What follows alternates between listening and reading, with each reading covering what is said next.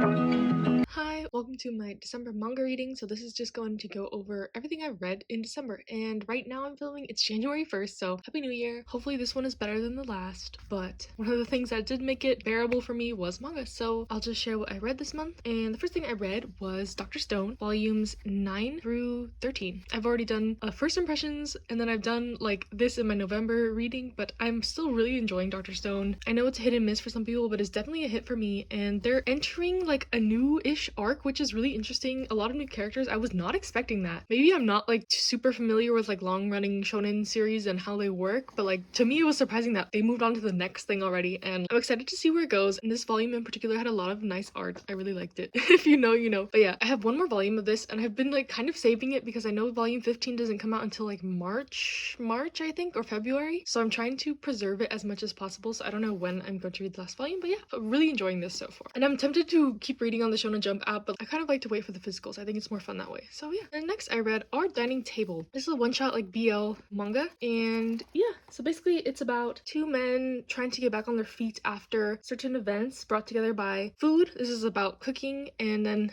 this guy's little brother. It's nothing extraordinary, but it's short. There's not a ton of character development because, like I said, it's only one volume, but the art is super pretty. I love this style, and the characters are adorable, and I would definitely recommend this if you just want a nice short read. It was super wholesome. It left me feeling really warm inside and really happy. I read this on Christmas, so it was just like nice and cozy, and yeah, I think I would rate this like an 8 out of 10. Really good, really nice, nothing superb, but yeah, I would recommend this if you're looking for something cute and nice and just wholesome to pick up. Okay, next we got Bloom Into You, volumes 1 through 5, and this is again, I don't really like to put labels on romance, but like girls love, yuri, whatever you want to call it. But yeah, if you didn't know, I am a big fat lesbian, so I might be biased towards series like this. Like, I don't know, I don't really tend to get into girls love type things, but this is the first one I've read in a long time, so maybe my perspective is a little clearer. But I really enjoyed this, and there's only 8 volumes, so I think I'll pick up the rest and do a full review on it. But to be honest, like the first 2 volumes I was kind of it was like okay, generic. Most times in like LGBT romance, it moves so fast paced. Like, you know, in shoujo, the grand finale is like a kiss. Like, it takes them 10 damn volumes to get to it. But in this one, it's like second chapter already. But I feel like it tends to be like that. And I thought this would be just another shallow story like that. But once you get into like these volumes 3 through 5, the story really develops and you start to care about these characters a lot. So that's why I'm not dropping this, and I will get the last 3 volumes because it's only 8 volumes. It's not that bad. So plus this art is also very pretty. I've read a lot of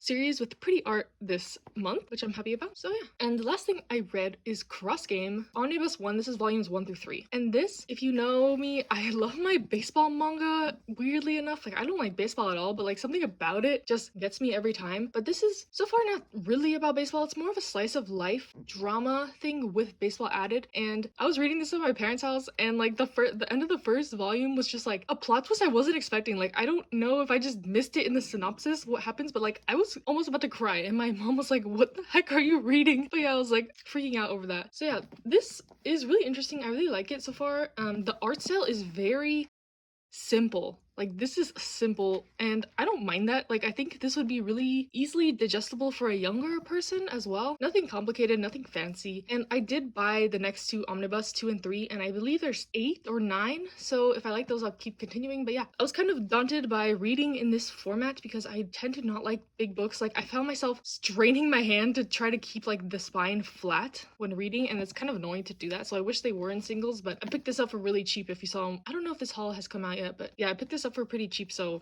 I figured I'd try it, and I enjoyed it. So yeah, so that is all I read this month. Not a ton of variety once again. Like, I was really busy with school and work this month, so this is really what I've only read in the past 2 weeks. Hopefully you enjoyed. Like always, leave me recommendations, leave me what you thought in the comments, and I'll see you next month.